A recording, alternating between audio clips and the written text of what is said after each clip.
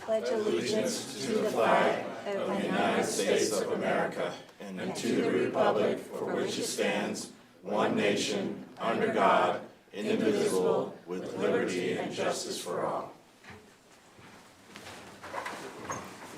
Madam Clerk, roll call, please. Mayor Thompson. Here. Mayor Pro Tem Estes. Here. Councilmember Hinton. Present. Councilmember Corey. Here. Councilmember Rick. Present. Councilmember Applegate. Here. Councilmember Duncan. Present. We have 7 members present. Thank you very much. That takes us on to item 4.1, presentations. There are none tonight. That takes us on to item 4.2, board, commission, and committee. Appoint 1 regular member and 1 alternate member to the Park and Recreation Advisory Board. And Ms. Huffman isn't here, so I assume, Joni, you're handling that? That's me. Thank you, Madam Mayor. We currently have had member Clements turn in his resignation, and we have received 3 applications to fulfill that position for him. Ms. Tina O'Brien is an incumbent alternate who has applied. Ms. Carrie Hosterman and Mr. Kenneth Hosterman have also applied. All 3 are here present with you this evening.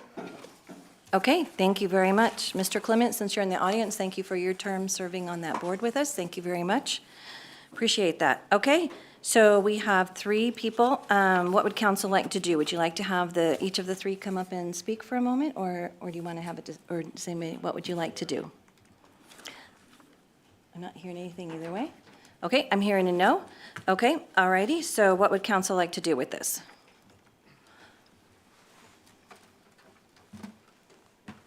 Councilmember Duncan. We are accepting the person for the position. Is that what you're saying? We have 1 person to appoint to move up, appoint to the board, and 1 alternate. And we have 3 people that have applied. And Okay. the current alternate is Tina, is that correct, Madam Clerk? Correct? Okay. Are they here? Yes, all 3 members who have, all 3 applicants who have applied Yes, are they're here. present. Were you wanting to hear from them? Because nobody really spoke up. Were you wanting to hear from them? If they would like to speak? Okay, would any of the 3 like to come up and speak? And state your name for the record, please. I'm Carrie Hoskinen. Is this on? Yeah, push the little green light will come on. There you go. There we go. All right. Most of you know me. I'm Carrie Hosterman. I was on the Fountain Valley Chamber of Commerce. I was the executive director for a while, and then things changed. I moved on. I'm now a teacher in District 8, and I feel like it's time to get back into, my kids are growing. I have a little more time on my hands. So if I can give my time to volunteer for something that, is meaningful for me, such as the Park and Rec Board, and I love the direction it's going, I'm happy to give my time once again. And I don't know if you see it in front of you, but my resume speaks for itself that I could be a benefit sorry, I'm at a loss for words, but a benefit to the board, and I would be a great help to making decisions going forward and things like that, and doing my part to grow the Park and Rec Department, working with Gordy and the rest of the board. Okay, thank you. Any questions for Ms. Hosterman? Okay, is there any of the other candidates here that would like to come up and speak?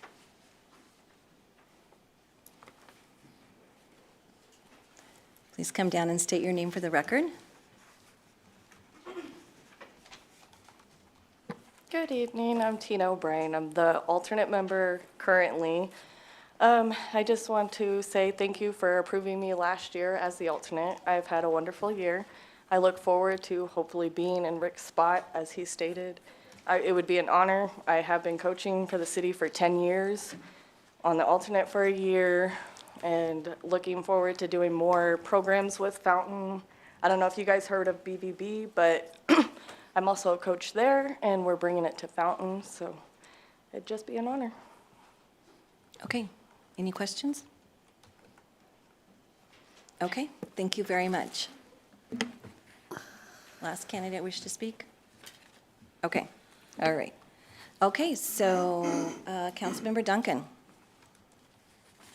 I would like to accept the candidates that we have. Is it time to do that? Well, I just need you to make a motion if you want to appoint 1 as an alternate or to the board. We have Tina as an alternate. I have a question. Oh, excuse me. Go Okay. ahead. We do have a question here. Okay, go ahead. Apologize. A question for the clerk.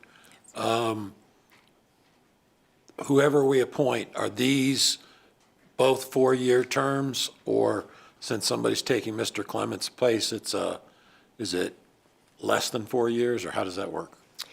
The member, the applicant that you appoint to be the member will fulfill Mr. Clement's four-year term.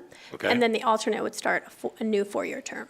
Okay? Correct. So And both if we of them. could do, just to make it cleaner, if we could just make a motion to appoint the member and then a motion separate to appoint an alternate, would just make it cleaner, would be great. Thank you. Okay. But they're both going to get 4 years? Correct. Okay. That's all I had, Madam Mayor. Sorry about that. Just to clarify, the remainder of Mr. Clement's term is 4 years? It will be, it would be ending in June of 2026 would be the remainder Okay, of so his term. almost. Yep. Okay, pretty close. Okay. All righty. Mr. Hinton, I'd like to make a motion. okay? I'd like to make a motion to appoint Carrie Hosterman to the Parks and Recs Board as a primary. Okay, we have a motion for Carrie as the primary, taking Mr. Clement's place.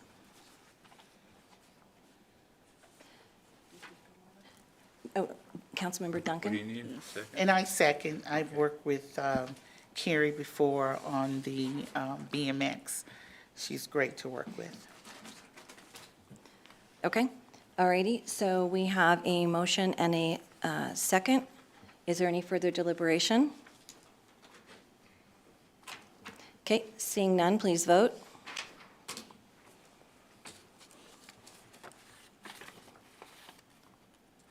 I have 6 yes, 1 no. Okay, and that does not, Motion carried. motion carries, thank you. Okay, and that does not create a vacancy as an alternate, is that correct? That is correct. So we do not need to vote on that position, is that correct? That is correct. Okay, all righty.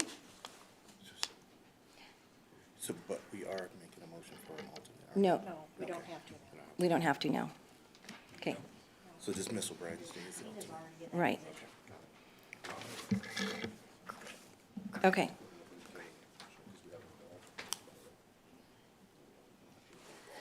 Okay, that takes us on to 5, correspondence, comments, and ex officio reports. We'll start with Mr. Trainer. Thank you, Madam Mayor. I just want to let the council know, first of all, we had a great trunk or treat of. I need to Sorry. stop for just a moment. I got a couple of council members asking a question about the last item, and I want to clarify it. So if we had moved the alternate up to the board, primary board member, that would have created a vacancy in the alternate position. Since the alternate was not moved up, another person was appointed to that position. It does not create an opening for a new alternate. So we'd only have to vote on the, Correct. Tina is still the alternate, yes. What about Kenneth? He can just apply again when there's another opening. Yeah, there's not a spot. Correct. Right. Okay? All right, sorry, just wanted to stop and clarify that before we moved on. Yep, Okay. absolutely. All I right, just thank want to let the council know we had a great trunk or treat event. Really appreciated all the support from the community, the different businesses, nonprofit groups, et cetera. And then also Wendigo donated a ton of candy. And then we have the Christmas tree lighting coming up this Friday evening. So I'd encourage people to come out to that out here in front of City Hall. Should be a fun little event. Mr. Evans? Good to see everybody after a few weeks. Appreciate all the support and all the texts and things like that, so everything's going great, feel great. A couple of updates. We'll be talking about the Indiana project later on our agenda, so I'll leave that until then. But just an update, Mr. McDonald was successful in getting the grant to assist us in fixing our bridge damage that we had from the large storms this year. So that's the Old Pueblo Bridge as well as a Banley Bridge. So that grant is going to be in excess of $3 million. So once we get some better numbers back from the engineering side of things, I'll be back in front of you. We will need to match those grants. And that will probably be, we'll be looking at in excess of somewhere right now, we're estimating between $500,000 and $600,000, which was not budgeted for, of course. This is storm damage. So that's something just to keep in mind. We'll be back in front of you either for reserves or any other options that we have out there. But I'm expecting that in the next 2 to 3 months, once they get 30% engineering completed on those. So Bob did a great job on getting those. Also, another update, he did speak about this during our budget meetings, but we are getting to the point where we will need to move forward with fixing damage and some maintenance on our detention ponds throughout the city.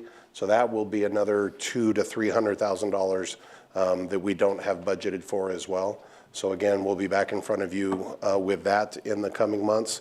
So not great news, but unbudgeted damage that we need to fix for our infrastructure. And that's all I've got, Mayor. Thank you. Troy? Nothing from you tonight, thank you. All right, either chief? Nothing. Thank you, Mayor. Just real quick, I wanted to make mention tomorrow, we're going to be finally before a judge regarding Officer Becerra for the first time. So it's kind of a big day for the department and for the families. So pray for everybody tomorrow. And I just want to make mention, I don't know if anybody from District 8 is here. I don't think they are, but we had a great soft grand opening for the new arena out there at Fountain Fort Carson High School. It's fabulous. Just another thing that Fountain supports, and it's going to be a great asset to the city. I think that arena is very nice. So proud of D8 for getting that done. Great, thank you. Anybody in the back row? All right, IT? Nothing tonight, Madam Mayor. Thank you. Okay, clerk? No, thank you. Okay, Councilmember Rick? Yes, Madam Mayor. We Can you turn your mic on, please? Thank you. Sorry. We had a great Veterans Day ceremony this last Saturday, and I want to recognize some people. John and Lisa Langley, thank you for all your hard work. Aaron Himes, John Trilch and Sam Stump for getting the word out to the public. Joni Carneal, Rosa and Gordy McCormick, Rosalind McCart, and Kimberly Spengler from Fountain Up, who provided the sides and did all the serving out there. I also want to recognize So Time in the Valley for providing a quilt for a veteran in the Fountain Valley. Last, I want to recognize Lisa Schneider. She's been doing a really good job lately. We've had a real tough week this week with a lot of serious incidents.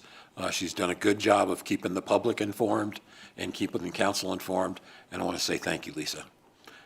And that's all I have, Madam Mayor. Okay, Councilmember Corey?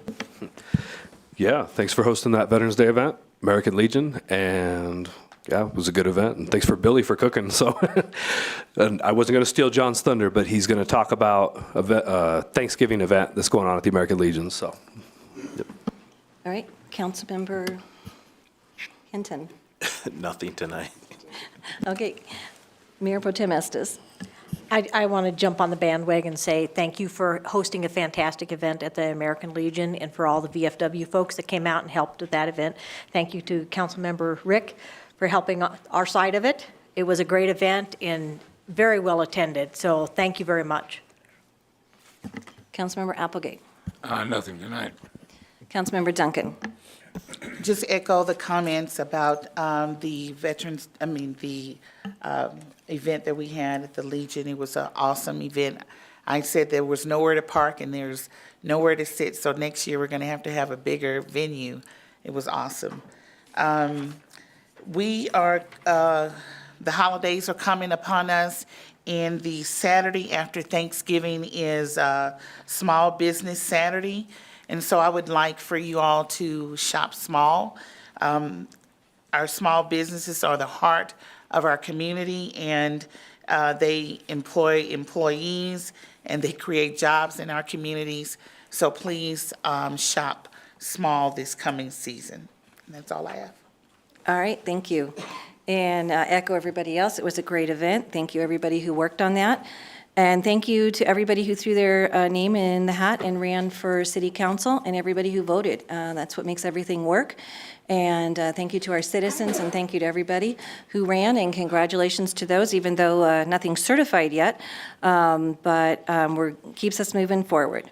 And the ribbon cutting at the Trojan Stadium was wonderful. They told us we weren't going to get tours, and they surprised us with tours.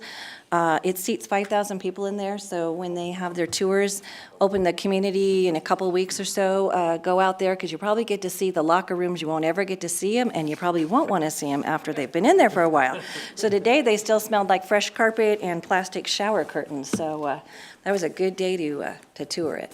So anyways, definitely a little mind tricks going on there with the size of the home team locker room and the visitors locker room, okay? Just kind of from the get-go, you let them know who's in charge. Okay. So it's beautiful. DH should be very proud of that.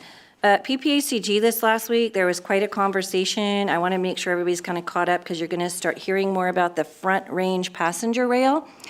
The Front Range passenger rail has been working ever since the district was created, a couple, 3 years ago by a ballot measure. They're continuing to work on developing their service plan, and their hope is to go to the ballot with some form of tax for that Front Range passenger rail this next fall. Not quite, they haven't released what their thoughts are for doing that, but that's going to potentially put a lot more trains passing through our city. They did a study, and potentially the station for that, of course, Colorado Springs is hoping to have that station, and can't release where yet. They are considering a business, what they call a BID, a Business Improvement District. Is that probably like a sales tax, Scott? Generally, either a sales tax or a property. Okay, they haven't announced that yet, with a 2-mile radius of where the station lands. So I guess you don't want the station in Fountain, right? For a variety of reasons. Okay, that is, I hate to use a pun, that's moving down the track. There will be time for citizen input on it, but we'll see if they get that to the ballot. They brought in somebody to kind of push it through, and we will see where they go with that. I am continuing to speak up with my concerns of the amount of trains that will bring through our city, and for the amount of traffic it will create on our roads. And the state is shoving down, making rules for greenhouse gas emissions. They want them to reduce in your city, but yet they're going to put trains through our city, which is going to cause more congestion and more traffic. So please know, I am not their favorite person when I speak up at PPACG. And they flippantly kind of said, we'll just put a overpass in your city over the train. And my answer kind of flippantly back was, well, we're not paying for it. So we will continue to fight that, but be at the table, right? Because if you're not at the table at the discussions, you're on the menu.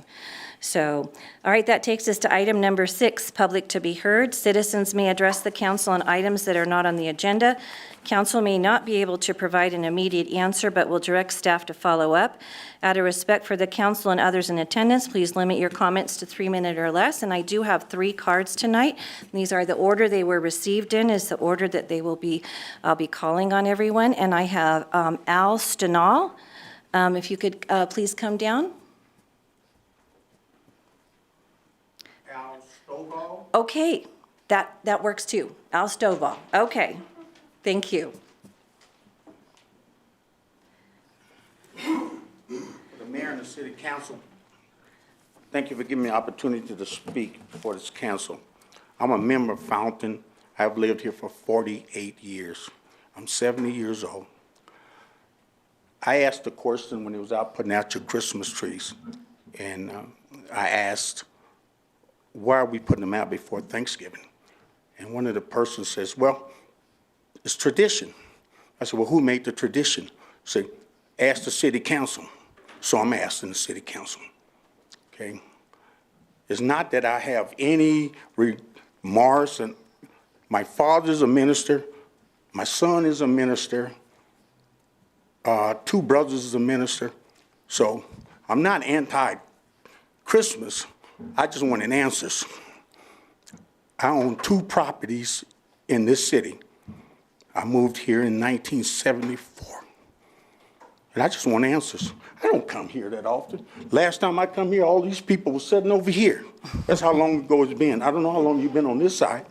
And Chief, last time I ever been here, I had to go down and pay Well, that's another time. But my point is, don't challenge me when they say, ask the city council. So I'm asking you, why are we decorating trees and lighting trees before Thanksgiving? As long as I have lived in this town, which isn't nearly as long as you, the tree lighting event for the city has always been the Friday before Thanksgiving. And so that's why the decorations go up is for that tree lighting event. Yes, And- ma'am, I have no problem with that. Well, But I mean, that's why? just- What's the answer? Why? Who has the answer? Is it written? Is it just some guy that decided, hey, this is the way we're gonna have it 20 years ago, so from that point on, we go on. Only thing I ask is, I'm a 70-year-old man. Don't challenge me. If you challenge me, I wanna find an answer. So that's the reason, and when they said, that's the only reason I showed up today, because I thought someone was challenging me that would I come here and speak. And I've been in this neighborhood for 48 years. Right. So I'm not trying to, bust anybody's bubble, and my time is just about up, but I just want you to know, I'm not against anything, Right. but I just like answers. Right. And when you challenge me, then we got an issue, okay? Okay. Because I just want to answer. And whatever answer you give me may be irrelevant, but I just want to answer. And once I get my answer, you might never see me here again. But I just want an answer. Okay, thank you. All right. And if you wait 20 years to come back again, we might rearrange the furniture again, so. All right. Okay, thank you for coming down tonight. I appreciate it. Thank you. Mr. Rick Clements.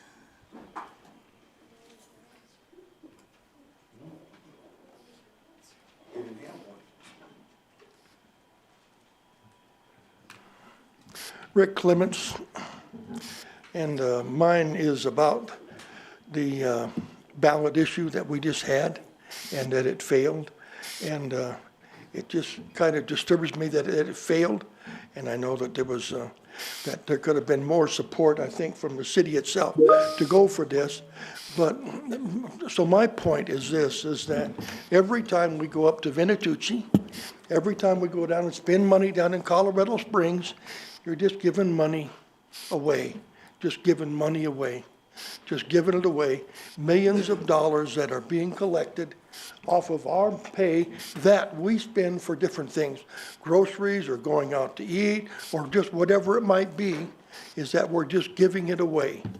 And people need to think about that very honestly, is that, yeah, we don't want to see taxes raised up, but why give your taxes away for nothing? I mean, because that's exactly what's happening. People are spending this money away, and they're given a penny every time for the RTA, and we can't even get any benefit from it whatsoever. So it's like our founding fathers. It's taxation without representation, because we're not seeing anything back from it. That's all I have. Thank you. Thank you, Mr. Clements. All right, I have a card from John Langley, and just, if there's anybody in the audience that's come after we started this, you need to fill out a card and get it up to the clerk really quick if you want to say anything, so. Madam Mayor, honored council, John Langley, commander of the American Legion Post 38, was just going to say, yes, our Veterans Day event was great. We had Fountain Up, which provided all the sides. VFW 6461 donated a big part for buying the hamburgers and hot dogs.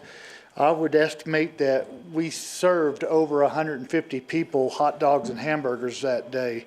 And people left before it was even done. But it was very great that when all three of us, the VFW 6461, American Legion Post, and the city of Fountain came together, we had quite a good event.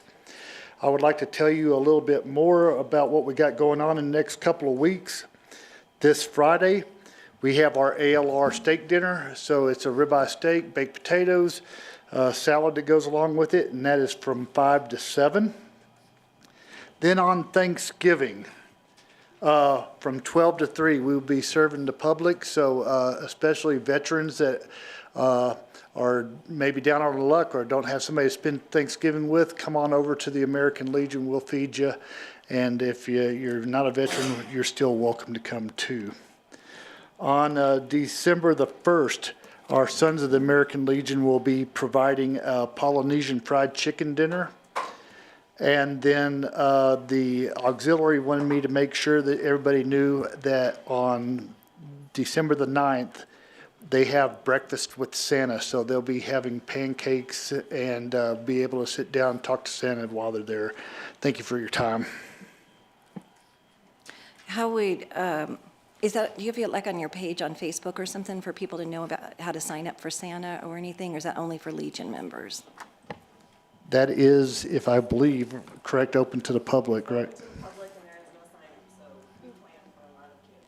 Okay, just show up. Okay. With your list, I assume. Yes. All right. Okay, I was just handed another card, and I saw another gentleman filling one out. Steve Foster, if you could please come on down and state your name for the record, please.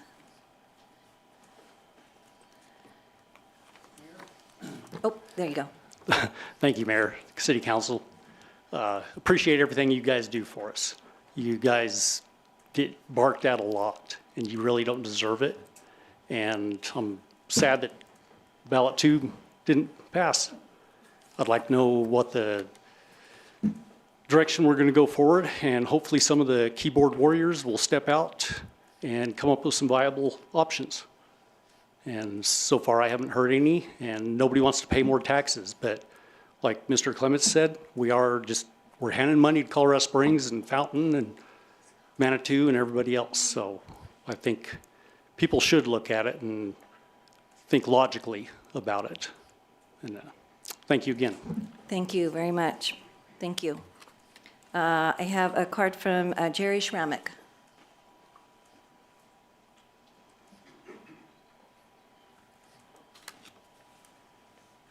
Good evening. My name is Jerry Schrammick. Thank you for the moment to speak before council. I would like to voice my concern. By even discussing it doesn't mean that I'm pointing fingers. I've lived here my entire life, born and raised here in Fountain. My parents moved here since the early 50s. My point is that I was, along with many others, very disappointed. I believe it was item 2B on the ballot, that it was defeated. As a business owner and a resident of Fountain, that's not a good thing. Our roads are in dire need of repairs. And like I said at the very start, to bring it up, this is all items that we're all very well aware of and tuned into. Not pointing fingers, not saying that council or the city hasn't done enough. I'm here to stand and say, I think that it should not be tabled. I don't think it should be put on the back burner, and maybe we talk about it in 3 or 4 years, because every winter that goes by with our freeze-thaw effect in the Colorado state, it just gets worse. They're not going to heal themselves, and I know all of you know that. I'm here to stand and say that I agree. No different than the city of Colorado Springs sending money up to the city of Denver, because they've already maxed out their tax base, and that's why they send millions up there to support an area that not many people ever go up. It's not much different in principle what happens here. And I know all of you understand that. I'm preaching to the choir. I am just here to simply say, let's not let it go away. Let's not let it die down. We need to continue to push forward. Einstein said that it's insanity to keep on doing the same thing over and over and over again and expect a different result. So maybe we have to regroup, refocus, and try another way to look at it. But we've got to find a way to get that measure approved so we can go forward, because our streets will only get worse, and we need to get them corrected and fixed and get a game plan going forward to keep them maintained and improve upon as the city continues to grow. That's all I've got to say. Thank you. Thank you, Mr. Schrammick. IT, do we have anybody online? We did have one question from Carrie. It looks like Councilmember Rick may have answered that, but the question was, does anyone know who on the council actually lives in Fountain? Charter requirement, you have to live in the city of Fountain to be on council. Okay. What's that? I said everybody. And so that's everybody. That's all of us. Right. Yeah. Okay. All righty, I don't have any more cards. And so that takes us, I'm going to close public to be heard, and that takes us on to item 7, the consent agenda. All items listed under the consent agenda are considered routine and will be approved with one motion. There is no separate discussion of these items unless a council member or citizen so requests, in which case the item may be removed from the consent agenda and considered separately at the discretion of council. We have items A, B, and C on the consent agenda. Mr. Rick. Move to approve the consent agenda as written. Councilmember Corey. Second. Okay, we have a motion and a second for the consent agenda. Is there any discussion? Seeing none, please vote. 7 yes, motion carried. Okay, that takes us on to item 8, old business, discussion of amendments to ordinance number 1739 for public to be heard for speaking time. Now, this is a little confusing, so I want to make sure we all are on the same page on this. Item 8A in our packets is the current resolution, the way it is written right now. And this is a discussion time to discuss whether we, the way it is not, to look at it currently, but then to see if we want to even consider item 9B under new business. So if we decide not to proceed with that, then that would be taken off the agenda. So this is just a discussion item right now amongst council. And so Councilmember Duncan, you had requested this be added to the agenda, so go ahead. Okay, so currently the ordinance 1739 says that the limit is 3 minutes, and I thought we had discussed at the last meeting to make it across the board 5 minutes, so I'm not sure. So the total limit for public input is 30 minutes. So if it's increased to 5 minutes, then there's less people to speak than leaving it at 3 minutes. And the reason this came up is to be more inclusive. There are some issues that take longer than 3 minutes, and it is public to be heard. And we've had constituents come up and say that they want more than 3 minutes. So it's a discussion item. Right. Not a vote. Right. So the discussion item is to do. This discussion item is to see if we want to continue on to go to change in the ordinance. So I get that, so that's Councilmember Duncan's proposal, and so now we're going to go down to council and see kind of what people, want to say about if they want to take citizen to be heard time to 3 minutes or not, or will we go down that road, or will it just be dropped? Councilmember Hanson. No, I don't want to drop it. I think going from 3 minutes to 5 minutes is not something that is an uphill battle, and it's not something that I personally want to fight. I want to hear from the public. I would love to see if we have more people come from the public out to these meetings, because it's more about information. And so as you come out, you learn more about what's happening in your city. So I would like for it to be 5 minutes, and because it takes some people a while to express their thoughts and whatever their thought process is, it takes a little bit of time to get that out. So I think 5 minutes for me in the discussion, I think that would be good for everybody. Councilmember Applegate. Yeah, originally I was leaning towards that 5 minutes, and on further consideration and everything, I think that would just be a long, long period of time for everybody to sit, excuse me, to sit here and listen to a whole lot of people, and I think the 3 minutes should remain. Okay.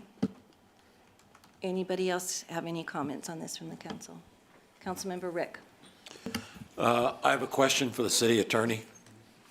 We're discussing ordinance 1739, but on the new item, it says we're changing item or ordinance 1795. Why is there a difference in the number? Yeah, and I think that's what the mayor was explaining, is that 1739 is how it currently exists, and that's the. Yeah, go ahead. That's the current state of the public to be heard ordinance, for lack of a better explanation.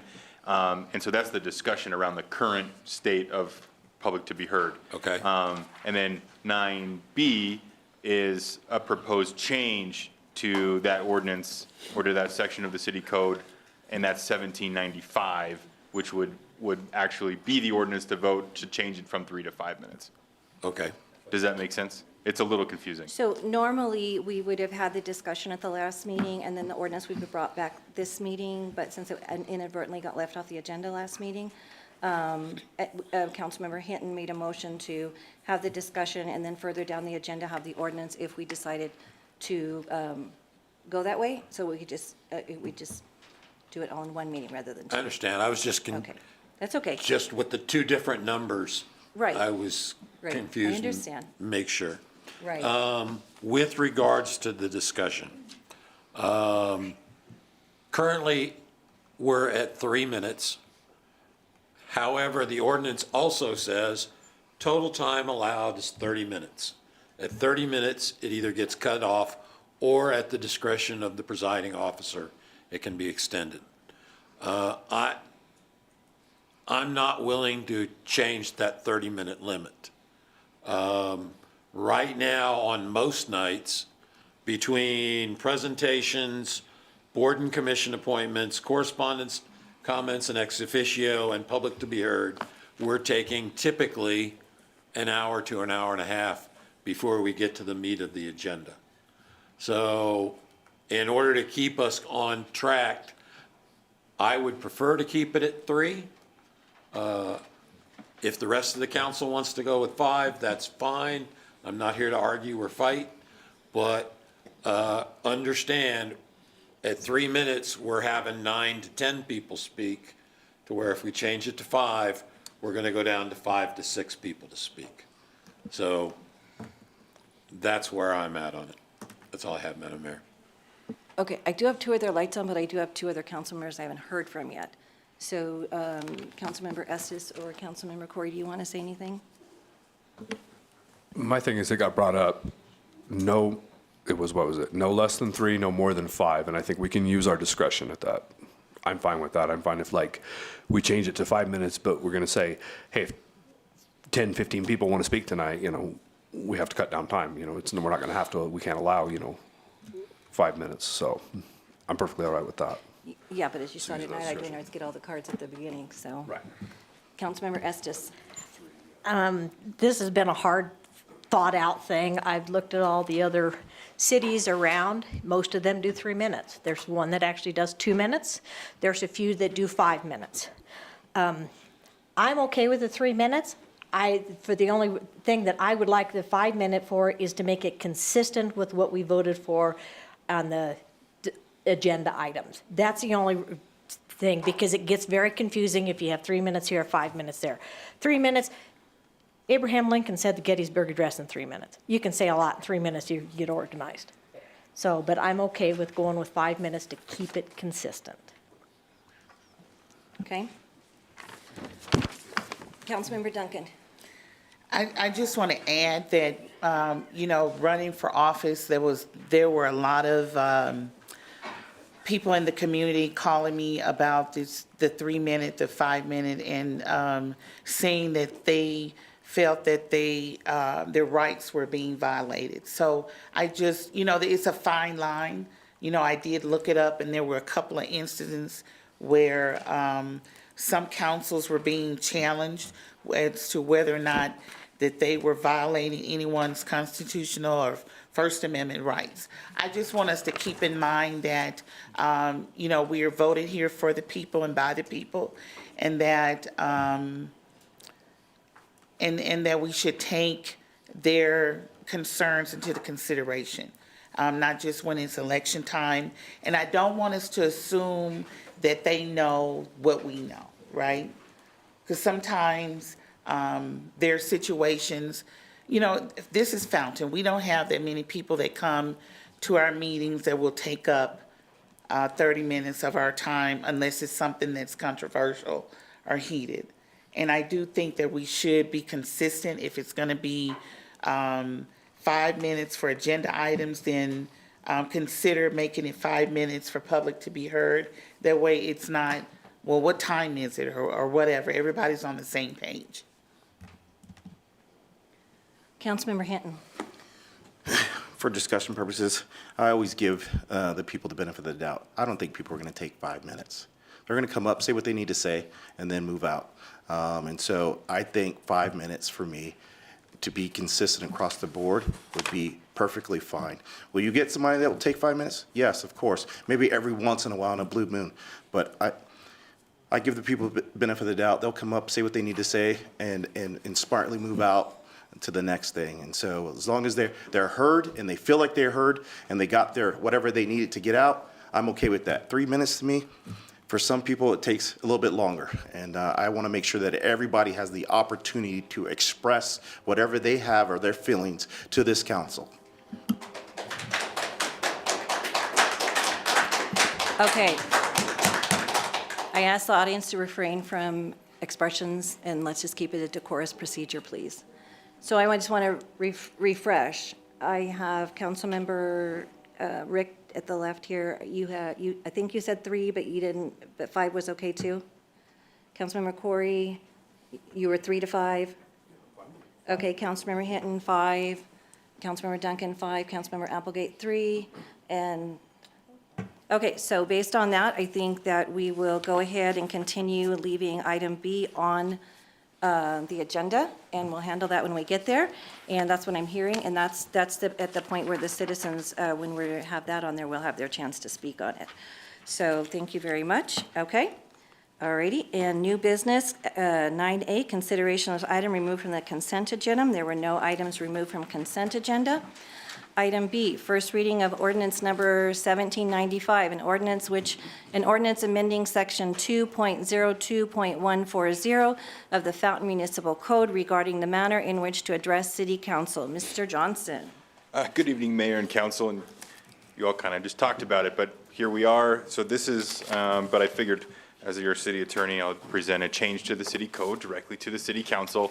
And so as directed, well, before that, just to orient the council and the members of the public, last council meeting, the council approved a resolution to allow for 5 minutes for items on the agenda, right? Because you could do that through a resolution, because that was sort of a policy set. It wasn't written in the city code as a law. The rule for having 3 minutes during a public to be heard item that's not on the agenda was written in the city code. And so before you tonight is an ordinance that amends the city code for that public to be heard section from 3 to 5 minutes. So if you were to approve the ordinance, the public to be heard time allotment would be 5 minutes. So with that, it's been discussed by you, and I'll leave that to the council. Okay. Alrighty. For points of clarification, I'm going to read the entire change of the manner of addressing the council out loud for the record.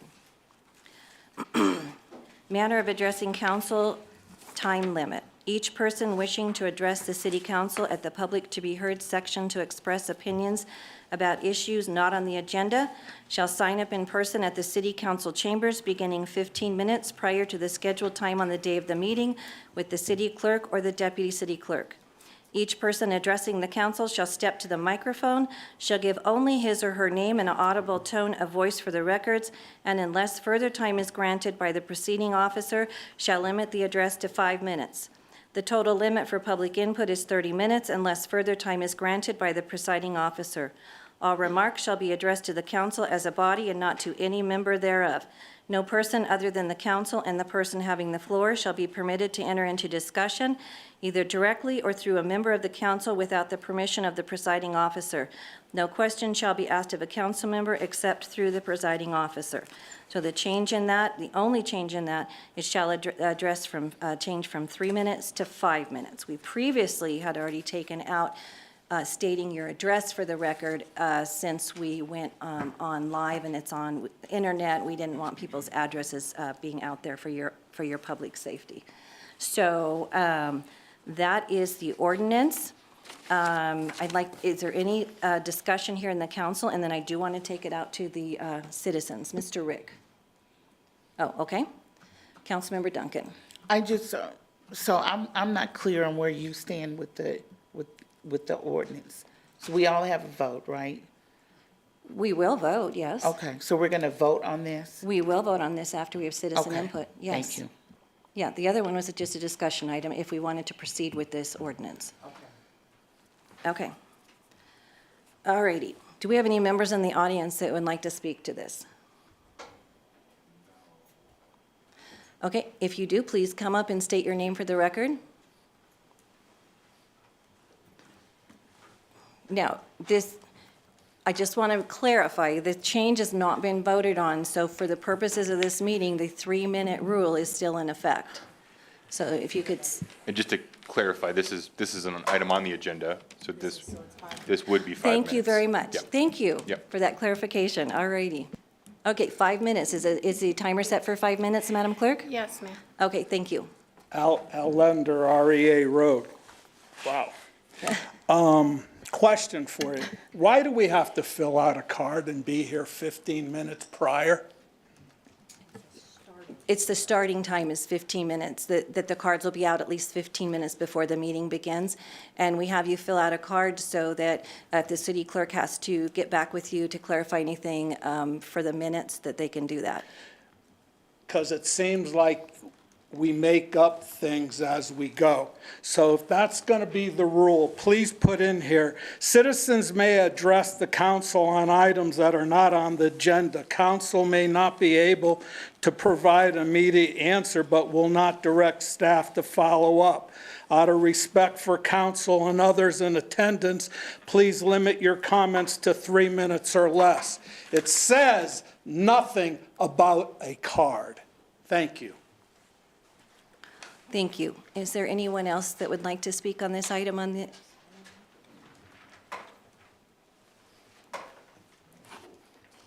Okay, is there anyone online, IT? No questions online. Okay, thank you. Mr. Rick? Are we ready to do a motion? Yeah, just was making sure nobody else wanted to speak to it. Okay, Mr. Rick? Move to approve ordinance 1795 on first reading. Okay. Councilmember Hinton? I second. Okay, we have a motion and a second on ordinance number 1795. Is there any further deliberation from the council? Okay, seeing none, please vote.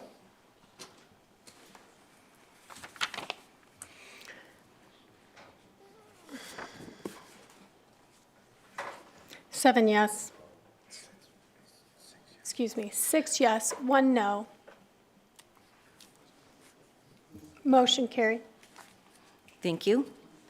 That takes us on to resolution number 23-053, a resolution of the City Council of the City of Fountain, Colorado, awarding the Indiana Avenue construction contract to Native Sun Construction to provide professional road services for the new road construction of Indiana Avenue, US Highway 8587 to Old Pueblo Road within the City of Fountain and other matters in connection therewith. Mr. Evans. Mayor, Council, good evening. I can tell you I'm very excited to be here tonight. After 14 years, we're here finally. So this is an item that I know you all are very well aware of. Paul, if you could go ahead and put up that aerial once you get there. But basically, just a reminder for anyone or anyone that's here with us tonight that's not familiar with it, this is a project that's been in the making since the 2009 Moving Fountain Forward initiative. So this is a contract for construction that we were speaking about tonight, and then we'll move on to a second one on item D. But what this is this is after 2 bid process. This is the company that will actually do the construction that will build Indiana Avenue from Highway 8587, and that will include a lighted intersection. So that is a CDOT road, but there will be a full lighted intersection there just like at Ohio. Won't be a 4-way, will be a 3-way. Indiana will then be built to the east. We'll go over the railroad tracks. We'll connect with, excuse me, Old Pueblo Road. So basically, it's going to be our best and designed arterial where we can get folks in and out of the southern portion of the city the easiest. So what you see in front of you tonight has been reviewed by CDOT, has been reviewed by the Federal Highway Administration, because the vast majority of the funds to build this is coming from grants that will be funneled through ourselves to do the construction. So this is the contract with Native Son Construction to facilitate the building of that in an amount of $2,281,201.01 to complete this project. We're looking to commence this project as soon as possible. We have a pre-con meeting scheduled for the end of this week, so we'd like to see it begin next week or following the holiday. And as I said, we're finally here, 14 years in the making. So I'm happy to answer any questions that I can for anyone on the construction contract that's in front of you. Okay, now we've lived and breathed this for many, many years. When you say moving mountain forward, a lot of people refer to this as the quiet zone. And this is the last intersection we need to complete. I know we have to do a few other things on some of the others, but the huge piece of this. This is a huge piece of it. Our last huge piece, we consider it the same corridor. We have to do the upgrade to the technology of the Ohio crossing. Which is this whole separate project. Whole separate project. More money. That's correct. But this is the final piece that we've all been pushing for years. To 14 try to years. get this done, to complete this ballot measure that was put on by the citizen 14 years ago. That's correct. Okay. So when people say we're not doing it, we're doing it. Correct. And Okay. just to summarize, Moving Fountain Forward did not have enough funds come in on its own. So therefore, we've had to go out and seek grants to bring in the additional money. When this was looked at in 2009, it was estimated to be a $750,000 to $1.5 million project. We're now looking closer to $5 million. And that's how these projects have increased in cost. So the Moving Fountain Forward isn't paying anywhere close to the full funding of this project. It's really the grants. We've had developers that have had to pay money from the southern end of the city. That's how we're bringing all those funds together to get to the point we're at today. And the reason this has taken so long is because it was put on the ballot as a sales tax measure. So really, we had to wait for the sales tax to come in before any of these projects could be That's correct. completed. And It then had we've to just seen accrue enough funding. exponential costs and That's correct. all that stuff going up. Yeah. Okay, Correct. Councilmember Hinton? On these grants, are they federal grants? Yes. And have we already secured these grants? We have. Okay, that's what I wanted to know. Thank you. Okay. Is the contractor here tonight? No, not that I know of. Really? Wow. That disappoints me. Not that I know of. I really wish, when we're doing a big award like this, that the contractor would show up. So if you could pass my message along. I get very frustrated with contractors that come back with change orders and work orders. So I hope this is a good, accurate bid. Change orders will not be looked upon nicely by me. So if you could pass that message along, I would appreciate it. You bet. So any further discussion from anybody on council? Okay, seeing none, are there any questions from anybody in the audience on this project? Please come down and state your name, please. Sam Fortune, Darnielle Drive. So you're going to, Mr. Fortune, if you could step up to the microphone. all right, so looking at the map here, you guys are going to shut down Illinois then? The train has wanted that shut down for years. So what does the train want? They can have that and you're just going to move the intersection? We have an existing intersection. We're going to waste $5 million on a new street and new intersection? Where's the common sense? Let me answer, Sam. Actually, Mr. Fortune, it's a requirement from the train. So if we want to build Indiana, we have to shut Illinois.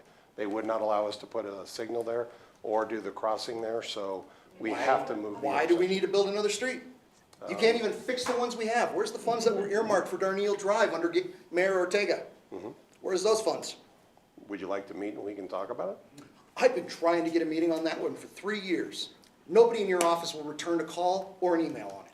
You come see me all the time, Sam. I'll be And I've happy to talked, meet and I've you. asked you about it every time, and you're like, I don't have the paperwork right now. But where's the money that was earmarked under Mayor Ortega? That came from his mouth to me directly.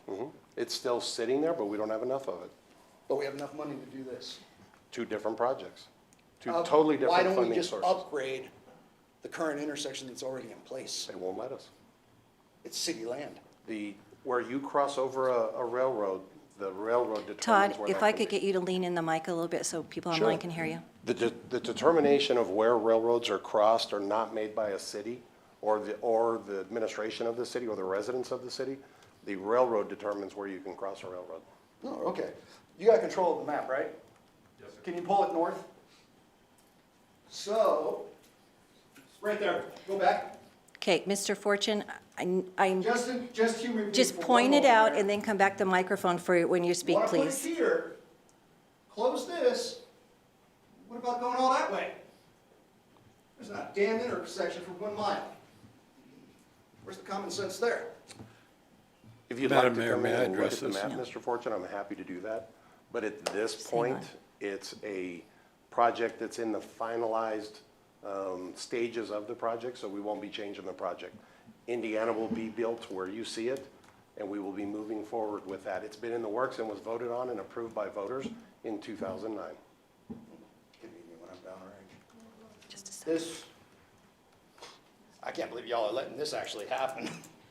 We are following through on a ballot measure that was voted on by the citizens of this town. And we cannot change it. Ms. Weisenhunt, please come forward and state your name for the record and your question. How are you? Connie Weisenhunt. So my question is, doesn't that alleviate some of the traffic coming off of, the highway and the bridge?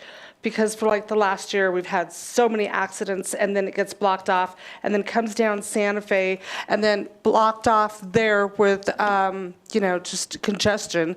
So is that given an opportunity to get off that and go to the back? Is that part of the intent? It is, and really, Connie, to be quite honest with you, until they finish the construction that we've got on I-25, we're gonna see that happen. Okay. Even if this was in place today, once I-25 shuts down, it's all coming, right? But long-term, you're exactly right. That's their hope, is it will alleviate the congestion in Ohio, so that folks that are heading south can get south before they have to get into the middle of the downtown area. And then what's the difference in the amount that we're now picking up and the amount that was budgeted? So the amount that was budgeted was the remainder of what we have in Moving Fountain Forward, which is about $800,000. Then we have developer money that we've had them fund to the south. And then the remainder of that is about $3.5 million is grant funding. Thank you. You bet. Okay. Also, Mr. Evans, the train companies, the railroad, rail yard, they are having a policy of closing crossings that are near schools. So they were going to close this irregardless of whether we did any improvements or not, and then we would only have Ohio to cross. Correct. So in the long run, this has been an advantage to the citizens to move that traffic down south before they made that decision. Well, and folks don't work with the railroads a lot, as I didn't in the past, don't understand. They dictate the terms to us. Right. They don't look at what we want, what we need. And dealing with the railroads, as we see all these derailments going on around the country and in the state, it's not going to get easier, it's going to get harder. So we have seen in the last 2 years since we've dealing with this project, they're going away from having full-time staff and they're putting, all their work is out to consultants, which has made it even much more difficult with us to deal with railroads. So folks that think, and I get calls all the time wanting us to tell the railroad what to do, that is not the way it works. We're crossing their tracks. They allow us to do that. So you're exactly right. Those are, and we're going to see it get worse in the future, not better probably. Well, years ago, going to a meeting in Denver with many, many other cities that have trains that run through their city, they literally said, "You're lucky we let your town build around us." I hear that all the time. So, yeah. Councilmember Rick. Yes, a couple comments. First off, the train company owns that property, okay? They own it. They are allowing us to cross their property, just like I would have to allow somebody to cross my property, or Mr. Fortune would have to allow somebody to cross his property. It's not our decision. Secondly, closing Illinois Avenue cuts down on traffic by the school. Yes, it does. It shuts down traffic by Aragon Elementary, therefore making it safer for our children.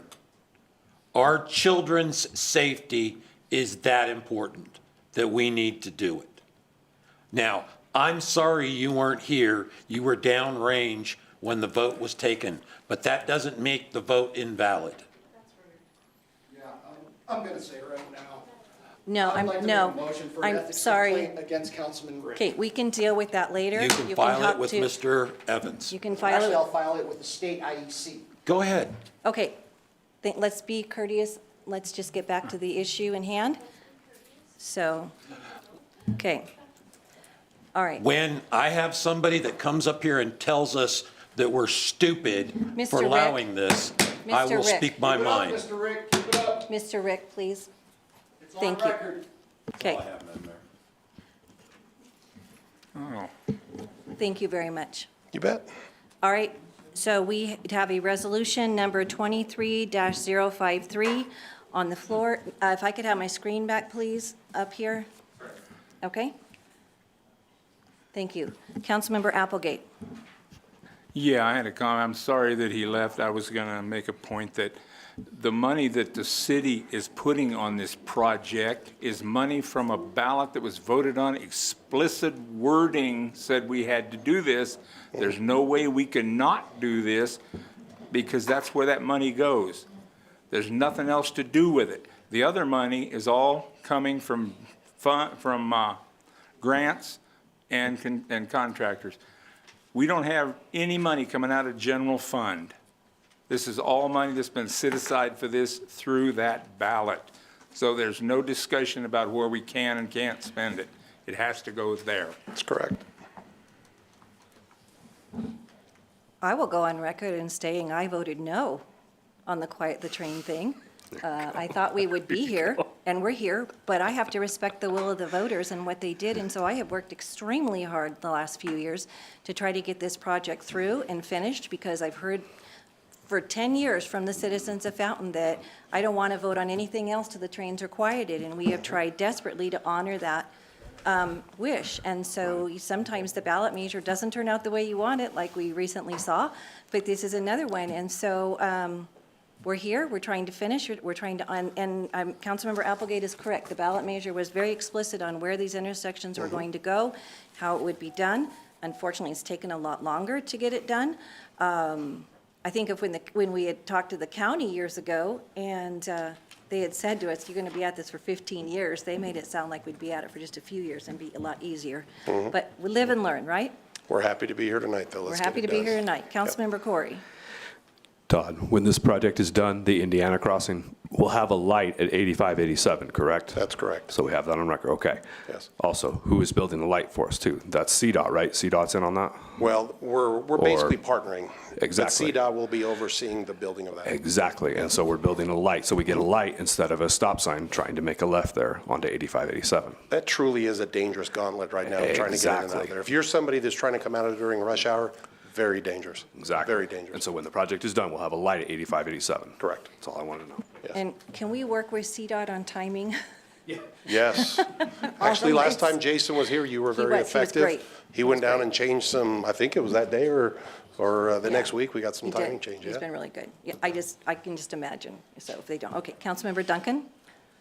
So, as I said before, not to assume that everyone is up to speed as we are, I would suggest or ask that we put the ballot measure online in reference to this initiative, to this, and that we do a timeline so that we can catch, he said he was downrange or somewhere, we can catch, give a timeline as to how we got here. So right now, if folks go to our website and they go to our street section, there is a Moving Fountain Forward section on there, which we have that language. I'll double check. We have that language, and then we also have all the individual projects that were approved as well as statuses of those projects. But it's a good time to go back and we'll review it and make sure that's on there. You bet. There's also is it on there? There's also a nice video that we had done that actually takes folks, it's an aerial video. That was one of the first things John did that actually allows folks to see the Duckwood project, and I believe Indiana was on there as well, so that they could visualize what the projects were as well. Okay, so can we move it up to our front page or something? Sure, so as we people- start construction, yeah, Okay, absolutely. thank you. Or maybe, yeah, put some links on the Facebook page and that kind of stuff, potentially. Okay. All right, good suggestions. All right. Is there any further deliberation from council up here? If not, what would council like to do with this measure?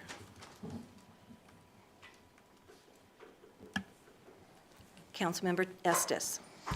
I move to approve Resolution 23-053, the Indiana Avenue Construction Contract to Native Sun Construction to provide professional road construction services for the new road construction project of Building Indiana Avenue, Highway 8587 to Old Pueblo Road, total contract sum not to exceed $2,281,201.01.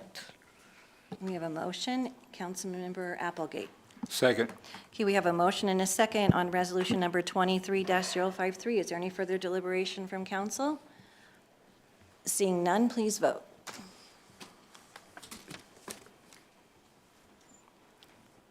Seven yes, motion carried. Okay, that takes us on, thank you. Takes us on to item 9D, resolution number 23-054, a resolution of the City Council of the City of Fountain, Colorado, awarding the Indiana Avenue Construction Project Management Contract to Wilson and Company to provide professional project management for the construction project of Building Indiana Avenue, US Highway 8587 to Old Pueblo Road, within the city and other matters in connection therewith. Okay, same project. I won't go through the basics of the project again, but one of the things I want to point out that I think it's important that both the public knows as well as the council, any new road construction that we're doing right now, we are requiring that the developer pay for an on-site technical inspector for that project. An example would be the new roads that are being built over in the area that the King Soopers is going to go in. There's some apartments. They've had to build some extensive roads. Healy, they're rebuilding a lot of Mesa. We've had a technical, and when I say a technical geotech engineer that's out there every day inspecting their work. And what we're trying to do is get better quality roads than what we've had in the past. So we're making every effort that we can, and the developers have to pay for those geotechs that are being out there. Right now, we're working in a neighborhood where they're going to have to rebuild a road that was just built 3 years ago. We didn't have a geotech out there with them. The proper inspections we had done, they disagreed with. Well, now the road is failing. They're going to have to come back out and rebuild the road to the tune of $400,000 to $500,000. And that road's not very big whatsoever. So this contract includes those type of inspectors that are going to be out there every day. So Wilson will be doing overall project management. Corey, they work very closely with CDOT on a lot of the large projects. So they're basically our voice out there with CDOT as well as the railroad. They do a lot of railroad projects. So there are professional folks on scene to do overall project management, construction management, and then as well as daily inspections on everything that they're building out there. So that, Mayor, you had mentioned, and that's the best way we can determine that we're getting quality for that money and try to keep those change orders to a minimum, because we all share in your philosophy on that. So that's basics of same project. Any questions I can answer for anybody? Okay, any questions from anyone on council? Seeing none? Anyone in the audience have any questions or comments? All right. What would council like to do with resolution number 23-054? Mr. Rick. Move to approve resolution 23-054, resolution of the City Council of the City of Fountain, Colorado, awarding Indiana Avenue Construction Project Management Contract to Wilson and Company. Okay, we have a motion, and Councilmember Duncan. I second. Okay, we have a motion and a second. Is there any further deliberation from the council on resolution number 23-054? Mr. Rick, your light is on? I'm sorry. Okay. Seeing none, please vote. 7 yes, motion carried. Thank you. Okay. I am opening a public and first hearing and public first reading of ordinance number 1796, setting appropriation for the funds, offices, and departments of the City of Fountain, Colorado for the fiscal year 2024, beginning January 1st, 2024. You do not look like Mr. Lewis. Unfortunately, no. Good evening, Madam Mayor, council members. Mr. Lewis is out at a CGFOA conference this week, so I am filling in. So I'll go ahead and start. This is the public hearing and first reading of the ordinance 1794 to set the appropriations for the funds. Excuse me, 1796. Oh, 1796? It's been corrected. Don't worry about your slide. It got corrected at the last minute. Okay. Okay, I'll make note of that. Thank you for that. So 1796. yes. All right.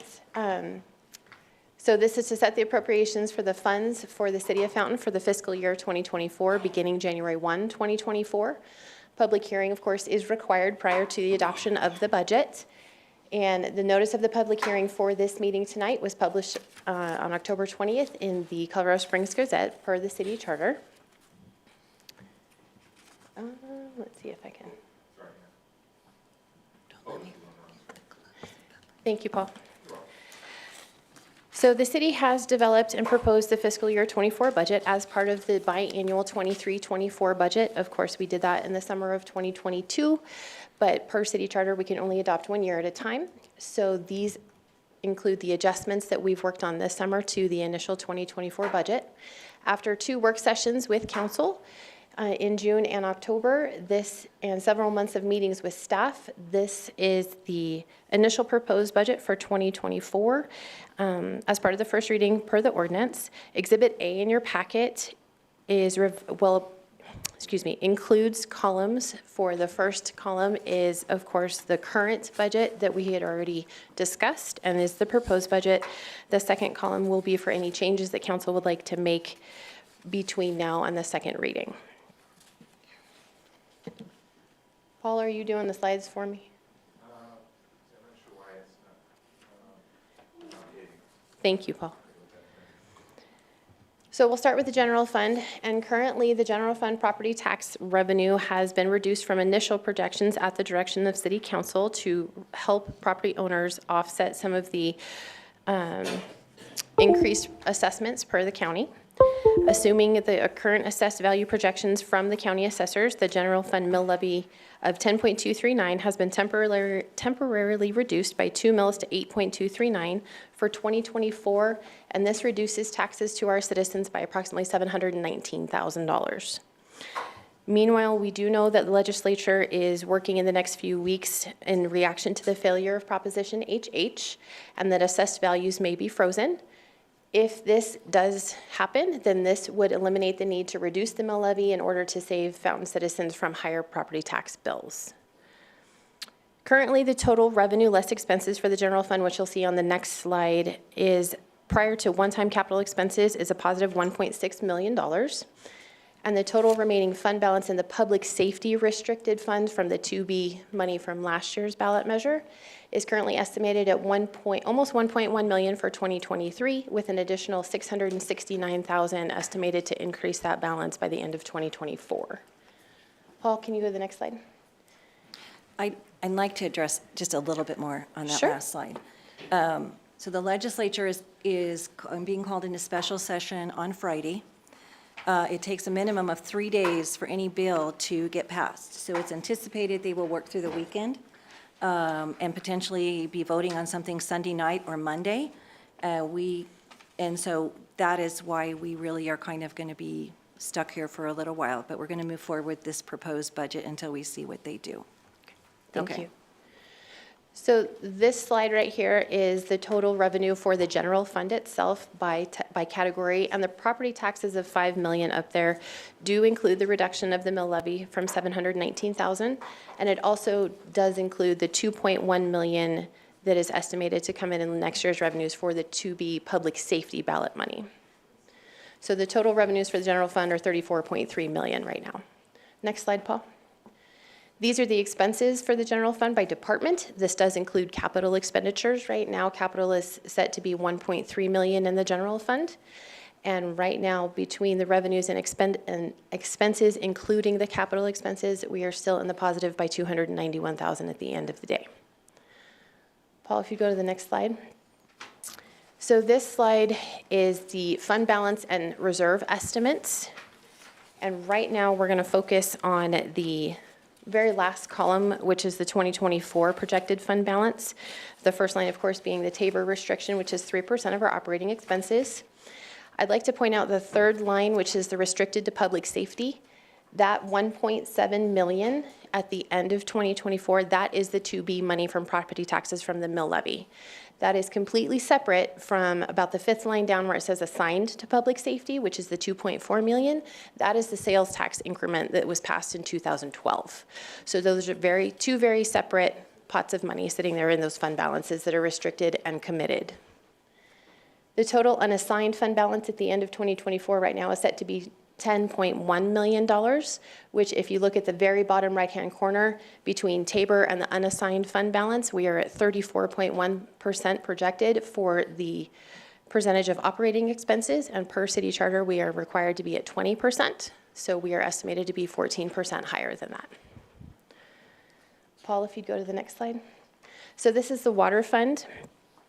So the water fund revenue right now is set to be 12.1, almost 12.2 million for 2024, and total expenditures, including capital, are set to be 11.6 million, which gives us an increase to the net position in the water fund of almost $500,000. Paul, if you'd go to the next slide. So this is the same idea. Instead of course, in the enterprise funds, we have net position instead of fund balance. By the end of 24, we should see an increase from 62 million to 63 million in the water fund. Paul, if you go to the next slide, please. So this is the same idea as the water fund, but it's for the electric fund. Right now, the electric fund revenues are set to come in at 31.3 million based on the projections we received from utilities. Expenses, including capital expenditures, are set to be 31.7, which is actually a decrease in the net position in the electric fund of $400,000. Paul, next slide. This is the electric fund beginning and ending net position. So currently at the beginning position for 2024, we should be at 45.4 million, and at the end of 2024, we should be at almost 45 million even. Next slide, please, Paul. These are the miscellaneous funds. So on the left-hand side there, you'll have the revenue forecast, which the total of all of the miscellaneous fund revenue is set to be 9.9 million, almost 10. The proposed expenses for 2024 by fund is 11 million. So if you look to the fifth column over, that'll be the transfer to or from the reserves by fund. Overall, though, the ending net position, which is that very last column to the right, is very positive. All of these funds are doing very well. They're very healthy. And overall, the net position for all the miscellaneous funds at the end of 2024 should be about 10 million. The very last line in bold at the very bottom, the grand total, that is the total for all funds combined, the general fund, the miscellaneous funds, and the enterprise funds. So currently, at the end of 24, we'll have about 142 million in net position and fund balance across all of the funds, but please keep in mind that a lot of that is tied to non-liquid assets for our system infrastructure that we have, especially in the enterprise funds. So with that, that is the end of the presentation for the ordinance for the budget. I'll turn it open to questions. Okay, Scott, did you have anything you wanted to say? Not at this point. I think we'll have a second reading, a first meeting in December, which would be the 12th. And that would give us time to look at what the See what the legislature's see what the doing. Yeah. legislator's done, have time to digest it, really study it, and see how it's going to affect our budget. And make any changes as directed by council. So any changes at this point would really almost be mute or, yeah. Okay. All right, I'm not, can I have my lights back, my screen back, Paul? Sure. Thank you. Okay, any comments or questions from council? We've digested this in several meetings, and before I open it up to the public. I don't know. So if this comes, if they do what they need to do in Denver, and so we don't have to have a second reading, then we just. We have to have a second We reading. have to have a second We have to have a reading. second reading by law, yeah. Okay. Yeah, To and say. the only question is, if they, for example, one of the proposals I've heard kicked around is them freezing the property taxes and taking it back to where they were 2 years ago. Then we would have to totally look at where the assessed values of those properties were 2 years ago, and then look at how our budget would work within the property tax collection within that. So that's why we need a little bit extra time to see we waited for HH to see what was going to happen there, and now they're having a special session. So we're just kind of in this limbo right now until we see what they decide to pass. Correct. So- Sounds good. Thank you. Okay. You're welcome. Okay, are there any questions or comments from anyone in the audience? If so, please come forward and state your name, please. And Shauna, you probably shouldn't go too far because they'll probably be for you. Hi, Shauna, thank you. Shauna, I think I wrote my number wrong, but 59.5 for community outreach. Can you talk a little bit about what falls in that category? For community outreach, that's something that I don't have the specifics off the top of my head, but I can definitely get for you. Okay. Mr. Trainer? And then my other question was, is all of this set in stone, or will you have the opportunity to try to tweak a few numbers or something like that? The second reading comes back, and so there's always time for discussion on that. But tonight, we're feeling kind of like we don't know what's going to happen, right? So my question is, if there is 12% of Fountain Utilities that goes back to the community, would council consider increasing that to 20% to go back to the community, or is that set in stone, or you'll talk about it? Well, the Lighten the Load program is under the Utilities Department, and so Dan, is it, the It's Lighten? at 12%, which could be increased because there's Right, over but the Lighten the Load- 4,000 that comes back in late fees and fines and disconnect. So I just think that there could be an increase, in my opinion, that goes back to the community. I can address that. It's 12% of the late fees, and I can tell you, we've sustained a positive balance in that account. We have not gone down anywhere near zero on that account. We've taken advantage of the state funds that are available. Dan, could you pull the mic over a little closer? Okay. Yeah, I'll start back over then. Yeah, that is the percentage of late fees that we collect. And I can tell you that the balance in the Lighten the Load Fund has remained positive and actually pretty significant. We've taken advantage of multiple state programs and have prioritized those to utilize those state funds. I don't know that putting more money in an account for money to sit there, I don't necessarily believe that that's the best use of that money.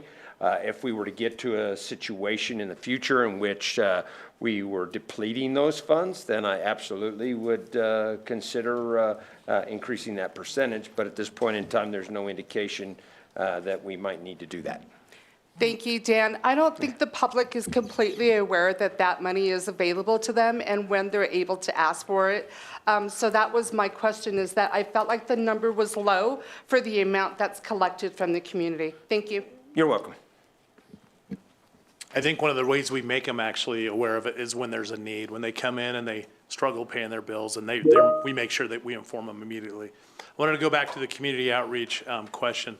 That number is a number that was paid to, currently goes to Peak Vista for some of the space that they provide over at their facility. They used to be housed over at the Lorraine Center. There was a number of community services that that were at the Lorraine Center, and the city supported them. When they moved over to the facility that they're in right now, the city supported them. Just move the funds from that location over to that location. I hope that helps. And are you familiar with how Peak Vista works? Not all of their programs, but a majority of them. Yes, ma'am. And so that's the city helping to underwrite that to be in our community. Okay. Okay? Thank you, Shauna. Thank you. All right, any questions? Please come down the microphone and state your name.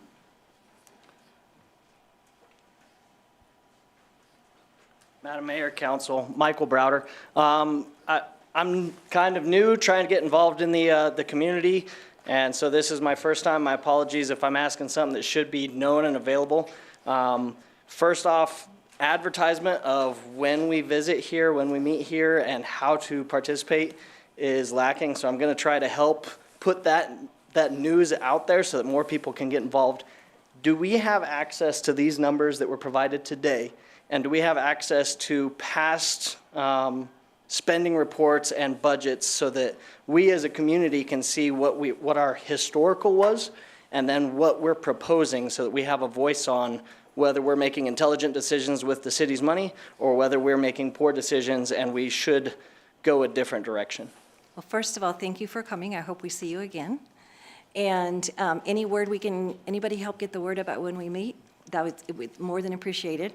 And I believe the budget is online. The proposed budget is online, and it has been for quite a while. So you're welcome to go on the city website and find it there.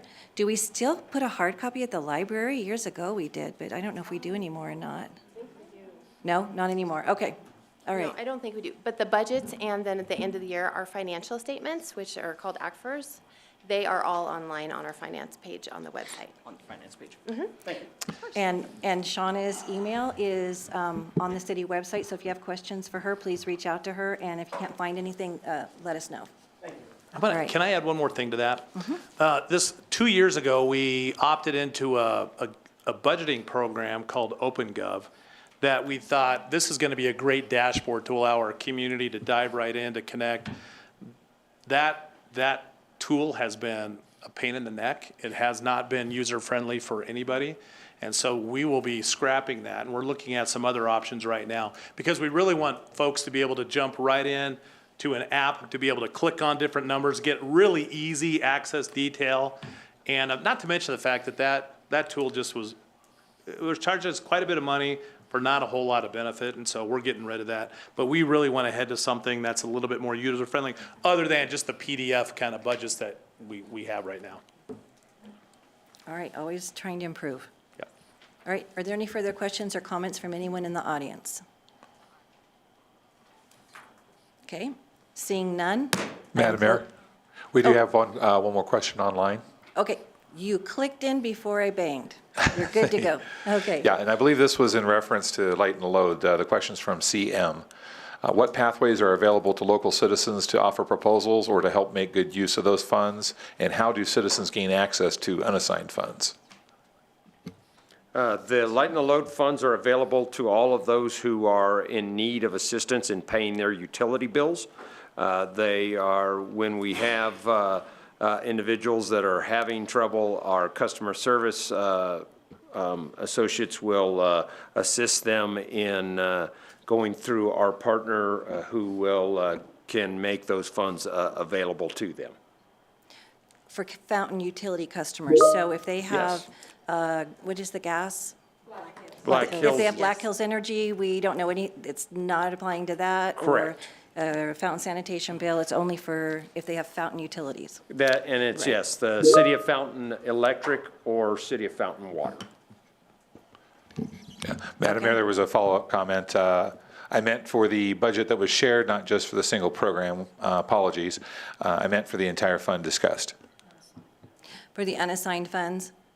Okay, that's when we would, you have a month to look it over now, since we had to put it off for 2 weeks. So if you would go online, look through the budget, and you can send any proposals. City manager would be glad to collect those. You can email council members, you know, and give us your ideas. Just keep in mind that Mr. Evans did state earlier tonight that he looks like he's got about $1 million worth of ideas for something so exciting as drainage, huh? So just kind of bear that in mind. So. Mayor, if I may add to that, please, if they're asking about the accounting for the light and the load fund, they can contact our customer service division and ask for either Brett Robinson, who is the customer service manager, or Dave Chown, who is the program manager for light and the load. And they'll be able to provide them detailed information about not only the program itself, but the accounting of the program and the history of the accounting of the program. Okay. Get the okay from Monty. All right, I am now officially closing the public hearing for the first reading of ordinance 1796. Is there any further deliberation up here from council? Any deliberation before we go to a vote? Okay, seeing none, what do council like? Oh, I'm sorry, did you have a question, Councilmember Duncan? If I can just add a comment, because they can apply to LEAP if they're having problems with their utility bill also in conjunction with this. Correct. Thank you. And then, yeah, that gets handled by Salvation Army and a lot of times too. They partner with us. Okay, Councilmember Applegate. Yeah, I move to approve on first reading ordinance number 1796. Councilmember Duncan. I second. Okay, we have a motion and a second. Is there any further last chance deliberations from council? Seeing none, please vote. We're getting there.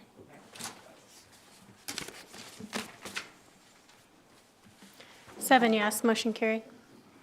Okay, all righty, that takes us on to item 10, City Council Agenda Request. City Council shall use this time to request any items for future consideration. Are there any council members that have an agenda item? Councilmember Rick.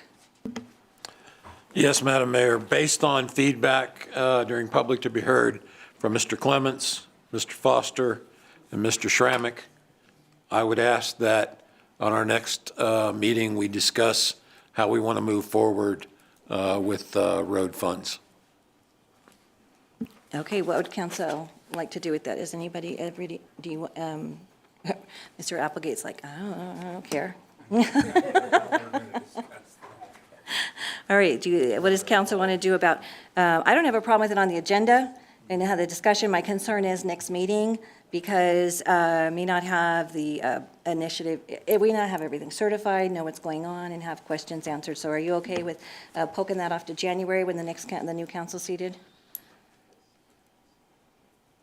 Can we do it in December?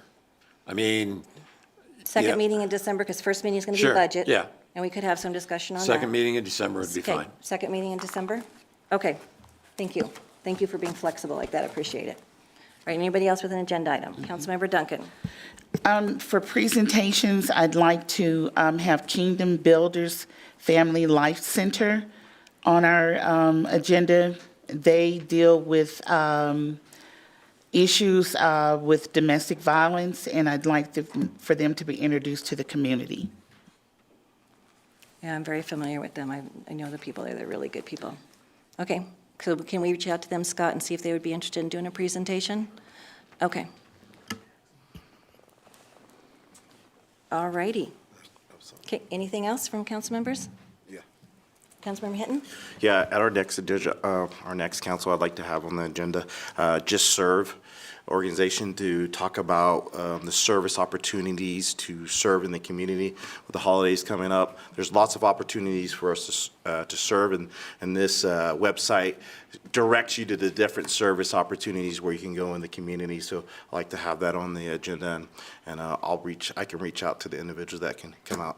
Her name is Tammy Ferris. If you could just get the information to Scott or the city clerk, there's actually kind of form they have to Yep, fill sure. out and that kind Yeah, of stuff. That'd be great. Yep. Okay, all righty. That's going to take quite a bit of time in the meeting. Does anybody want to push, do one in December and one in January, or November, December? Yours is holiday centered? Yeah, but she can be really quick. Okay. Yeah. All right, because they can sign up for 15 minutes, so that could add up to 30 minutes if everybody took the full 15 minutes. She won't take 15 minutes. Okay, all right, then we'll put them both on for the next agenda, please. All righty. Okay, anything else? Okay. Madam Clerk, announcement of an executive session. I want to explain to everybody what we're going to do. We're going to do an announcement of an executive session because we in public session, we have to go to vote into that. Then we'll adjourn the regular meeting. Before we go in the executive session, we're going to do two GID meetings, and then we will officially adjourn those and do the executive session. Okay. In accordance with the city charter and the Colorado Open Meetings Act, the city council open session is to determine whether it will hold a closed executive session. Closed executive session may be held upon an affirmative vote of 2/3 of the quorum present. If consent to the closed executive session is not given, the items may be discussed in open session or withdrawn from the consideration. Purpose of the executive session this evening is for the purpose of review, approval, and amendment of the executive session minutes, and CRS Section 24-6-4024 for the purpose of receiving legal advice on specific legal questions. Could have a motion and a vote, please. Okay, we have a motion from the city clerk. What would council like, needed a motion? Councilmember Hinton. I make a motion to go into executive session. Councilmember Rick. Second the motion. Okay, we have a motion and a second to go into executive session after the GID stuff. Yes. Okay. And we'll wait for the vote to come up.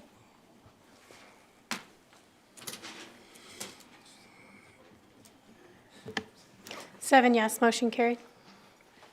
I figured Richard would vote no.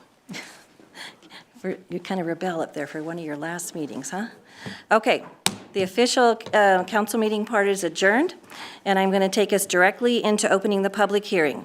I am open a public hearing and resolution on... Madam Mayor, could you Yes, give me ma'am. 1 second while I change some voting options? I'm Give me on a just roll. 1 second, thank you. Okay. Sorry. Why don't we take a 5-minute bathroom break, everybody? How's that? All right, well, y'all can do what you want, but...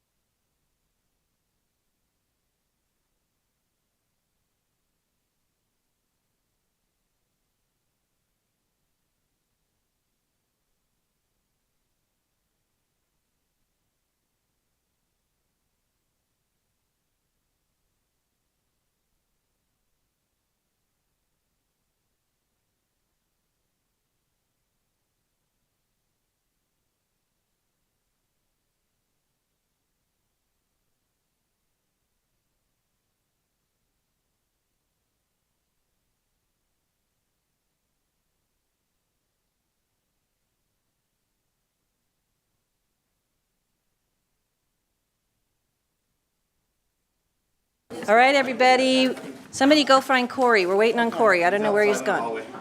Well, go get him. He's on the phone. Well, we're starting the meeting with or without him. Yep. We got a quorum. We got a quorum. Oh, yeah, we're just doing GID. Okay. You ready, Joni? He'll come in. All right. I am opening a public hearing for resolution number 23-055 GID1, a resolution adopting a budget for Fountain General Improvement District Number 1 for fiscal year FY 2024, assessing a levy on taxable property and providing for certifying a levy to El Paso County. And that reminds me. Yes, ma'am. Make a comment. Totally rabbit trail. I was told by someone who might potentially be in the know that if they change the assessed value, they may change the levy date, the certification date. That would be nice. So we need to be aware of that, too. Okay. Okay. Good to know. Thank you. I appreciate that, All right. Ashley. Okay, so for GID 1, in September 2007, council established the GID District Number 1, consisting of land annexed after the district was formed and property already in the city if a petition by the owners to join the district is approved. So this resolution approves a 2024 budget, which was already included in the last presentation, and assesses a levy of 12 mills on property and directs the city clerk to certify that mill levy to the county for GID 1. So I'll open that to any questions. Okay, GID is General Improvement District. Correct. And this one is the first 6% must be used for life safety improvements, and so we've been building that up for the last few years, hoping to use that for the new public safety building. Yes. We'll call it. Okay, all righty. How much do we have in there, Shauna? So currently, we have estimated revenues coming in for 2024 of $217,000, and that will give us, because we have no expenses budgeted for 2024, so the ending net position of that fund would be $1.452 million. Okay, great, thank you. Okay, is there any questions from anyone in the audience or council on GID number 1? Okay, seeing none, what would council like to do with this? And I need my screen. Councilmember Duncan? I move to approve resolution number 23. Oh, excuse me just a second. I closed the public hearing. I move to approve resolution number 23-055 GID 1. Councilmember Applegate? Second. Okay, we have a motion and a second on resolution number 23-055 GID. All, please vote.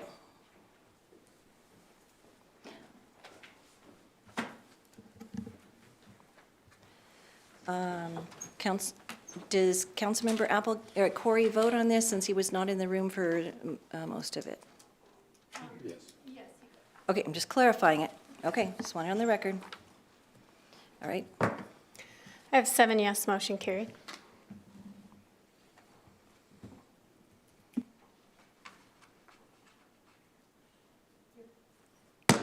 I'm opening a public hearing in resolution number 23-056 GID2, a resolution adopting a budget for Fountain General Improvement District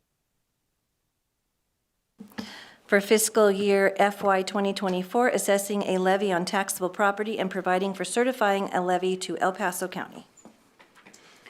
Okay, good evening again.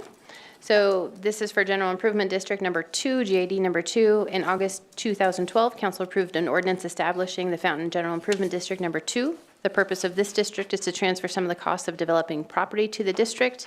To achieve this purpose, council approved an ordinance that would exempt property in the district from the city service expansion fee, 20% of the water tap fee, the plot plan review fee, and the residential construction study surcharge. The establishing ordinance authorized a levy of 10 mills on property and ratified a Tabor election. And under the enabling GID, council sits as the ex officio board of directors in the district. So this resolution approves the 2024 budget, assesses a levy of 10 mills, and directs the city clerk to certify the mill levy to the county. Okay, and GID, General Improvement District Number 2, like you said, was established in 2012 at a time when people were not building in the city of Fountain. Correct. So the council at that time decided to kind of give this, and then now they're paying it back over time. And then we closed that GID last year, the year before? think it was last year, so no new properties will be added into that GID district. Okay? All righty, is there any comments or questions from anyone in the audience or from any council members? We do have a question from the audience. Please come down. Shauna, Connie Weisenhunt. Shauna, I remember that I had the definitions for the GID and the number 2, but can you talk about what's in the budget for that monies for that area that gets used? So right now in the budget, we actually don't have any expenses planned. We are estimating revenues of $177,000 coming in through property taxes, which actually gives a fund balance in that GID of $715,000, and there's not currently any proposed expenses to come out of that fund yet. And what area is that again? Can I hit on that real quick? So Connie, what that did is it actually took a portion of the fees that builders would have paid for each household that was being built in that GID area. It took a portion of those and basically waived them, so they're not paying them at permit time, and created the mill levy to pay for it over time. And so that reduced their fees. So the fees coming in include a portion of the water tap fee. So at some point, what we'll do is we'll clear out all the water tap fees, send them to the water fund. Has the plot plan review fee, which is what the planners use. And then there was a residential construction evaluation study. There was a study that we did, and so there's a little bit of a surcharge that goes out, so that will also go out to reimburse the general fund for that. So those are just different fees that would have been assessed that didn't. So eventually they'll get cleared out of this and sent over to the general fund to pay the general fund back, and and the water fund. Does that make sense? Yes. Okay. And then it'll be completely done, and then the GID number 2 is gone. No, what'll happen is the GID itself lives forever. What they're not doing is adding any more properties into it. So if you had a home that was built in GID number 2, your fees were significantly reduced, and you're gonna have that little mill levy on your home over time to pay for it. I wanna say it was, I don't remember the number, 25 years-ish to pay back those fees. But there won't be any new ones added. You're welcome. That's okay. They're very confusing. Yeah. Okay, any other further questions or comments from anybody in the audience or council members? Okay, seeing none, I am closing this public hearing. And so what would council like to do with this? Councilmember Applegate. Yeah, I move to approve Resolution 23056 GID 2. Councilmember Hinton. Second. Okay, we have a motion and a second for resolution number 23-056 GID 2. Please vote. 7 yes, motion carried. Okay. Thank you. Thank you very much. And so that will take us into executive session. Do you need a couple minutes to reset for that? Yes, please. Okay, already it is 7:54. Everybody, Corey, back in the room at 8 o'clock, please. Okay, we will reconvene for our executive session at